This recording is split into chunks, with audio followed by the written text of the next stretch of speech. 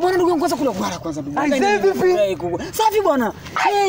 Nitakuona muda mrefu unajua. Kitu hicho kimoja. Hii ngapi? Leta mapo. Nataka nikwambie. Bwana sasa ndugu yangu kwa nini? Kwa mfano sasa hivi ulivyo hapa hivi akatokea mzungu. Tunaambia mzungu. Huyu wa Ulaya huyo ndugu yangu. Akakwambiaje? Hebu sema hivi kwa Kiingereza. Mimi nasema kwa Kiswahili, wewe unasema kwa Kiingereza. Siku ya kufa nyani miti yote uteleza.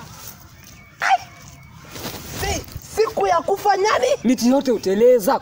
Wewe sema sasa kwa Kiingereza wewe. Na ameka milioni hapo chini. Milioni hapo chini. Yaani ukisema tu unanyakua zako naenda. Sasa mimi ningesema a monkey is dead, a tree is sure. Uongo. Hiyo ni uongo bwana. Hakuna. Hiyo ni uongo.